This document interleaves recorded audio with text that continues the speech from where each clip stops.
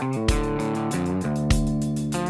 right, crypto dads, quick question. Remember when your kids begged you for that pack of Pokemon cards and somehow pulled out a shiny rare one? Well, you got basically socks. Well, imagine that feeling, but on the blockchain. That's what we're talking about today. Yep, we're cracking open the world of dynamic NFTs, digital collectibles that actually change and evolve over time. This isn't another boring JPEG market. These things level up, adapt, and live inside a crazy cool marketplace called Crystara, built on the Supra Blockchain. And joining us is the guy behind it all, Tan Yong Hong, or just Yong for the Web3 crowd. He's not just building on Supra, he's shaping it. The founder of Crystara, the NFT marketplace that makes minting feel like opening fair, random, and on-chain. Yong, welcome to Dazgong Crypto Podcast. Hello, guys. It's great to be here, and let's get. Hey, Young, great to have you on the show. Great to have you. So, Yong, rumor has it you built this thing as a solo project, a one-man army coding machine. You're still a freshman at NUS, right? And how did you go from Minecraft server kid to winning the Supra Hackathon? Yeah, cool. It's a great question. So this project was started when I was serving national service, actually. Back when, I say back when, but it was actually the start of this year. So at the start of this year, I was still serving my mandatory national service that is required by all Singaporeans. And during then, I had quite a bit of time, right? So I started to pick up web development, full stack development, basically, e-commerce websites building and stuff like that. And so when the time came around, when Supra TGE, they launched this program called the Super Movers Hackathon. And that is where I thought, hey, might as well try to do something cool in Web3. I was an early in Supra, so I thought this would be the best place to look at. Move language, something that is really understandable compared to maybe Solidity and like EVM, for example, or Rust from Solana. So I just went ahead to build out my idea, go from game servers to fully Web3. Wow, that's incredible. So how did you go? So you're very, very young. What, you're 19, right? Am I correct? Okay. Yeah. So so you were an early in Supra. So I'm guessing you were much younger if you were an early. So how did you go at such a young age? How did you get to be an early in Supra? And how did you get into blockchain so early? Yeah, I guess it's my fault for being born this late, right?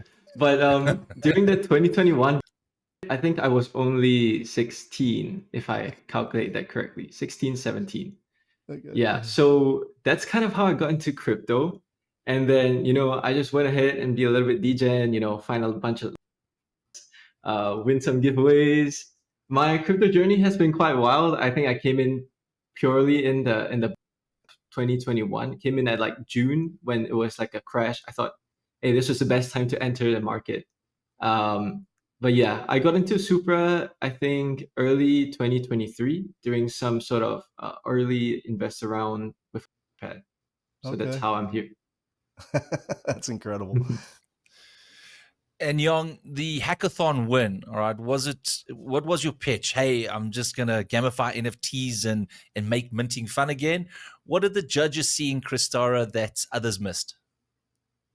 Yeah, so I would say back in the hackathon, there wasn't as many projects that are building so big of a scale, right? The hackathon was about 3 weeks long, and I don't think anybody has seen kind of on chain, right? Everybody who thinks about NFTs, they think about just pressing the button, getting a random NFT.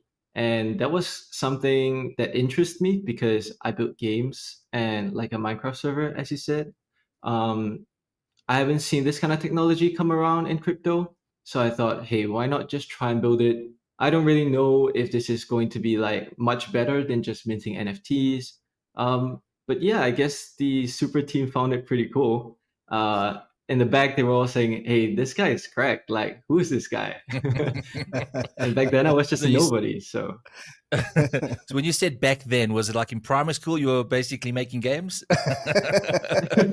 okay, so to give you a bit of context on my life story, I guess we can dig into a little bit of that. Yeah. Um, basically, like you said, actually, in primary school, okay, I was playing Minecraft, and it started off really randomly when I joined a random server, and then people were like, "Hey, I want to do a Minecraft server, but I got no money." Then I was just, as an 11-year-old kid, I was like, I can sponsor like a little bit of money."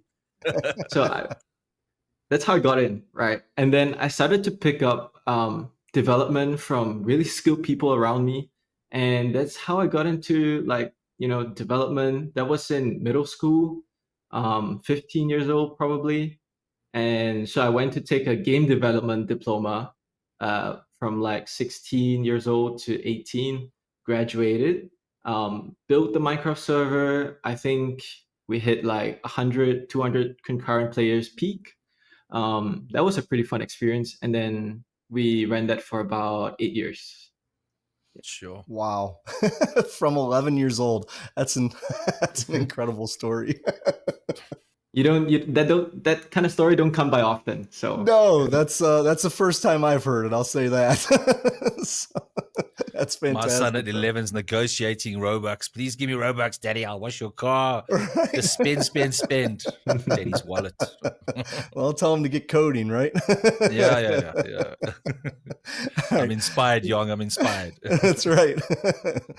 Oh man, so let's unpack Crystara a little bit. So it's like an NFT arcade. You open boxes, which are basically crates, and it's all powered by Supra's decentralized verifiable random function. So it means there's no cheating, no favoritism, just pure on-chain luck.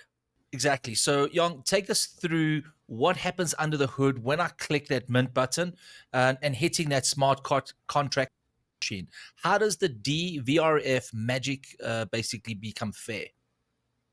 yeah, cool. So when you mint an NFT on our platform, it goes through this thing you call dVRF, which is built by Supra. It first sends, a request like, "Hey, I want a random number," and then once you give me this random number that's probably fair, send it back to this other like function which will process basically the reward.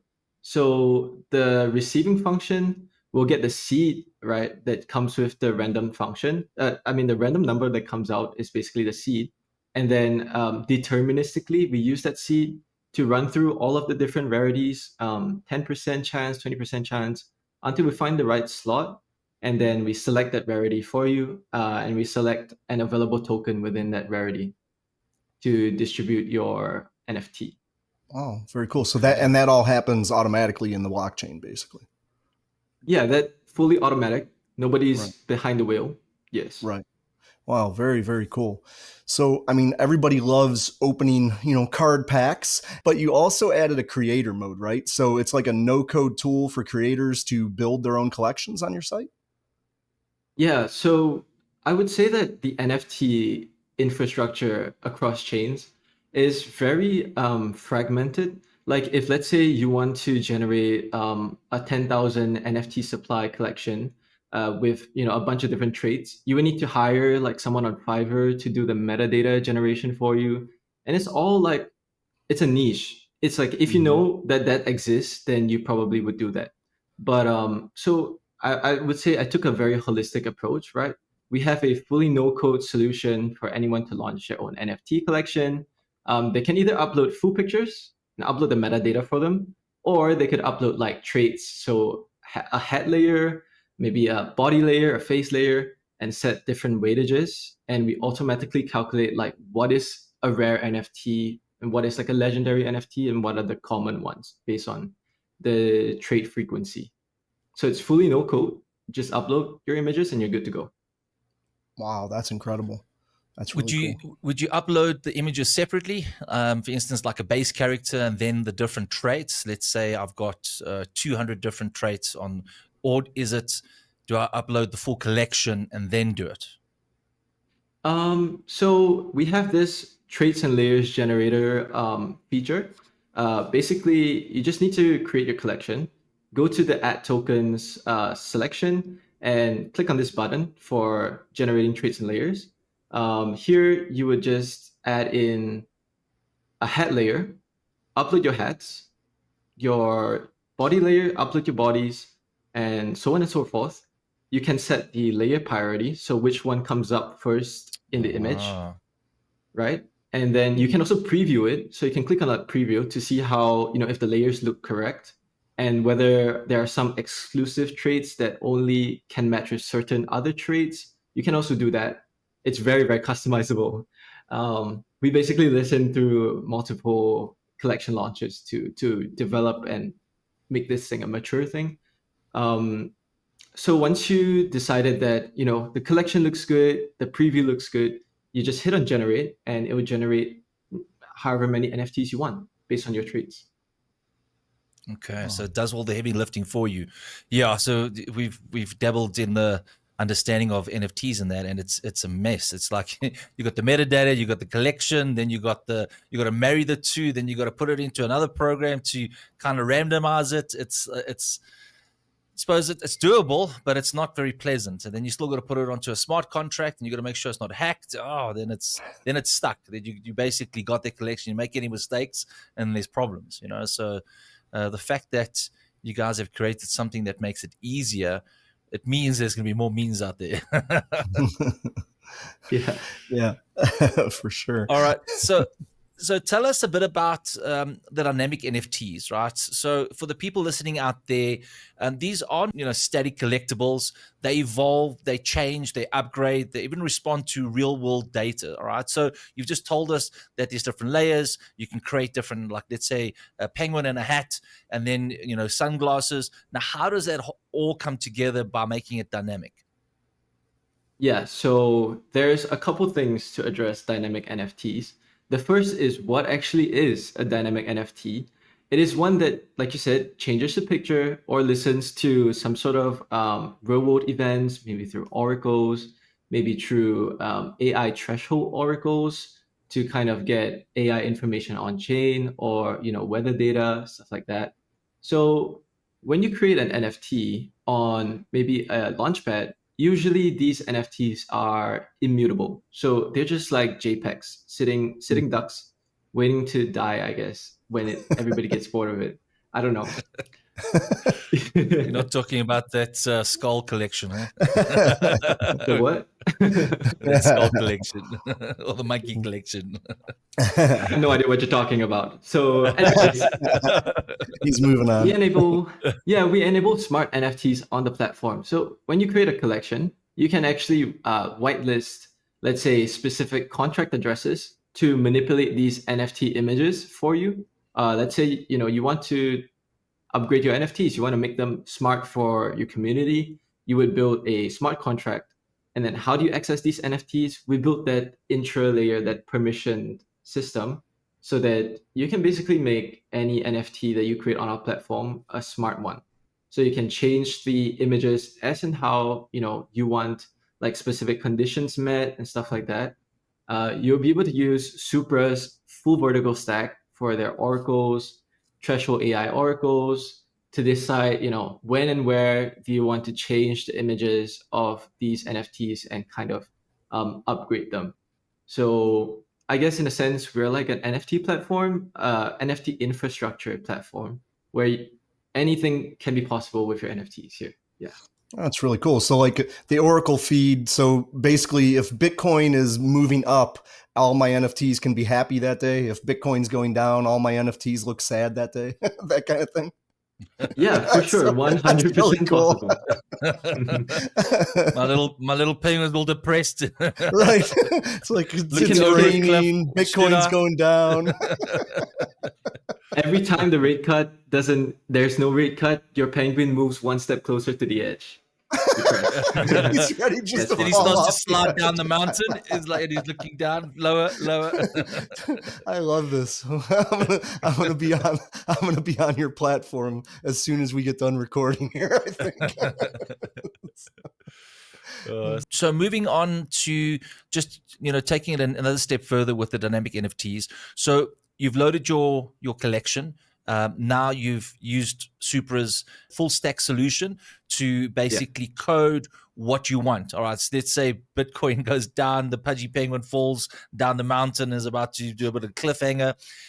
So that happens in real time. So that's a cool feature, right? But how do we tie it into real world situation? Because often people say NFTs are nothing much than a JPEG or some cartoon character. What are some of in your knowledge, some real world cases that take NFTs to that next level? For instance, like on the top of my head, maybe, a dad collection, and Fridays, there's a beer symbol on the back and you get 50% off your local pub. So like something similar to that. But, can you give us examples of any real world situations that are taking NFTs to that next level, taking it potentially to that next wave of usability again? Yeah. So I did some hackathons like over the year and stuff, and I've seen quite a lot of pitches about NFTs and what could be the future of NFTs, right? I think one of the most common use cases is exactly what you say, right? Integrating with existing businesses for maybe loyalty points or special access, lounge access. I think there was one NFT that basically, if you bought it, you could access this co-working space for absolutely free, and you can, bond with a community that has the same NFT, has the same access to that same lounge. So it's stuff like these that are not so common, right? If you build one, it completely stands out because there's actual real world tangible utility to it. So like loyalty points and all that kind of cool stuff. Oh, cool. So how does Crystara fit into this? Is that something that your users can actually come on and no code actually build that kind of thing? Yeah, for sure. So, I mean, well, there's a bit of catch to that. You still have to Okay. implement, the access on whatever, outside of chain things you want happening, like Okay. to detect if you have the NFT, what kind of access perks you have. So, but on the NFT side, we basically reduce all of the friction, right? If you want to create an NFT collection and you just want to do basically any kind of thing, any kind of utility, give all of your holders like a free cup of Starbucks or a free cup of coffee at your coffee brunch. You just have to upload your images, get your client base to mint these NFTs, and you're basically good to go. We provide the infrastructure for you to check if a specific person holds this NFT as well through our we call it an indexer API. So you're all set when you launch your collection here. Wow. So would we need to go to Starbucks and obviously strike a deal with them to say, listen, if they come in, let's say we surprising our community with a free Starbucks today, and then they're looking at their profile pic and it changed to the Starbucks logo at the back, which means they can go in. How do I go from my phone to scanning to getting my free, Starbucks coffee? Yeah, Where's that is that actually extra layer? You know, that's one thing that hasn't been built into NFTs and this kind of space yet is some sort of like tapping feature, right? Like a Mhm. loyalty card. Maybe some company would make a loyalty card that has all of your NFTs in a hardware wallet. And then when you tap on, let's say, a card reader, it checks, if you have this NFT, either to send it to them as a sort of redemption or to process some sort of claiming system so that you can't claim it twice. Um, these kind of things are not commoditized yet. I think certain companies, certain businesses are building their own proprietary checks, right? Maybe they're just a bit of simple ones like, oh, show me your wallet, show me that prove that you're this owner of this wallet, and we know that this wallet has this NFT. So obviously you can come in. Um, that's for more of a simpler case, but someone needs to commoditize these like tapping user experience. All Yeah. right, yeah, that makes sense. But basically with your evolving NFTs, you could basically have like a QR code that shows up, right? Like, I mean, so Ooh. on the NFT itself, like a QR code could pop up that's like a coupon for Oh, that yes. day. Could something like Yes, that look at you, possible and Ryan, easy? all changing the way of NFTs. Yeah, baby. Come on. Well, That's a I million guess dollar along idea with right The that, there. wisdom. does The wisdom, Crystara, Ryan. does that support like so this is built on the Supra blockchain. So basically like a star key wallet on your phone Hmm. could basically show your image of your NFT, right? Yeah. So, I Okay. mean, you can show the image of your NFT, but there's all kinds of nuances about like security. Like somebody can literally just take your NFT image and scan it, right? So how do you like password protect it? Right. These kind of things usually require off-chain authentication. So that's why like previously mentioned, it's usually built by the business. No one has kind of commoditized this like Web2 bridging. But Mm, that's something that we don't offer now. Maybe in the future, who knows? All right. yeah, Very cool. that integration layer. Hey, I think we're onto something, guys. I think so. So, Young, fast forward to a year from now. What's the headline? Crystara integrates AI NFTs. Crystara launches physical redemptions. Crystara goes multi chain. What do you got coming? Yeah, so in the next year, you're gonna see a pretty cool AutoFi NFT that is, you can call it a dynamic NFT, right? That is something you've not really seen anywhere else in any other chain. It's a very unique concept. We are launching our own NFT collection, but it's not like you're paying for the NFT. So it's something special. It's upgradable. It's cute characters. Uh, Maybe I'm spoiling too much, but anyways, so that's coming, and it's going to be pretty exciting. You're going to see a lot of user activity, reputation being built up on chain, and it's going to be a really nice addition to the Super ecosystem. Everybody on Super is going to be probably minting this NFT because of a specific feature that we've engraved into it. It's a full utility thing. Yeah, it's pretty exciting. Oh, And yeah, so that is one thing. Another one is probably we're looking into multi-chain expansions as well. But that is not, let's say, guaranteed. Yeah. hmm, very interesting. Okay, so let's just come back to this one man army. Is it just you, or are you starting to branch out to get more people to assist you? Surely, there's. It sometimes feels overwhelming in building and dealing with people and so forth, and especially in the community space. You got to deal with the community, which as you grow and get more successful, your time becomes even less. I would say that's all 100% true. And for the majority of Crystara, it was just me managing from BD to marketing, social media, running Sure. campaigns, testnet campaigns, all me. Ugh.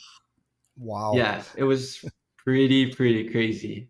Building and shipping features like every other week. People are like, how are you shipping? How are you doing this and this and this and this all at the same time?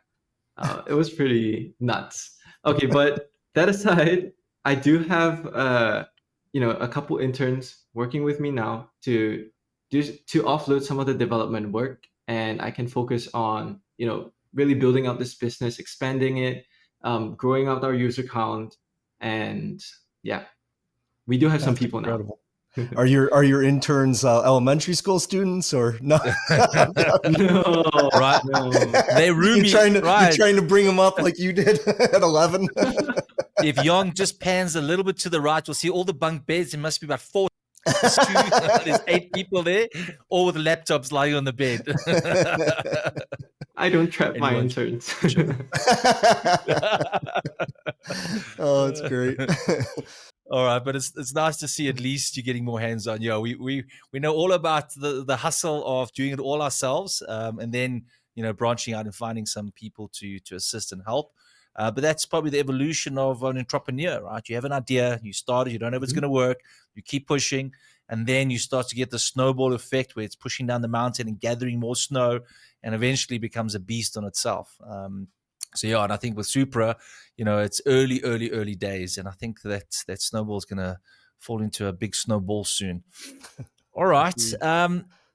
Okay, so you said that there's some cool things coming on Crystara. Is there anything else other than are you only solely focusing on the marketplace and an NFT collection and a few things, or is there something else that's that you guys are maybe looking at on a side hustle?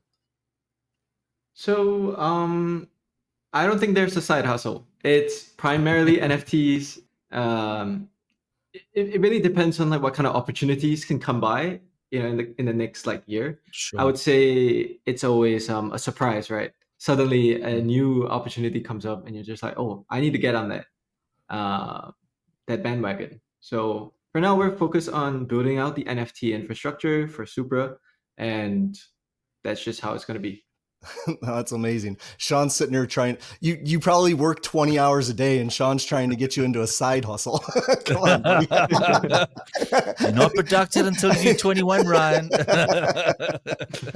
No, but seriously. So, if our listeners wanted to create their own NFT collection, like right now, what's the first step to take on Crystara? Yeah, just head on over to crystara.trade. Make sure you have a StarKey wallet, or a Supra wallet. So it's either going to be the StarKey wallet or a Ribbit wallet. You can download it on Google Extensions. Then you click on Creators.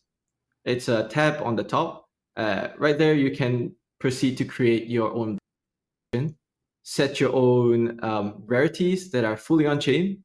So you can set like a legendary at rarity for 0.1%, for example, and then create your collection. Then head on over to management portal.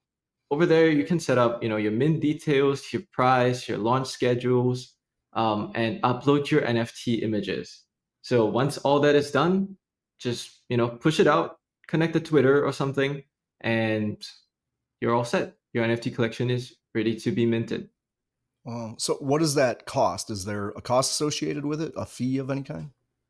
Oh, so launching a collection is completely free. There's no initial charges to launch Sure. a collection, but we're also fully transparent about the kind of fees that we collect. So for every mint, we do take a small percentage of basically whatever people pay for the mint, and for trading fees, we also do take a small percentage as well.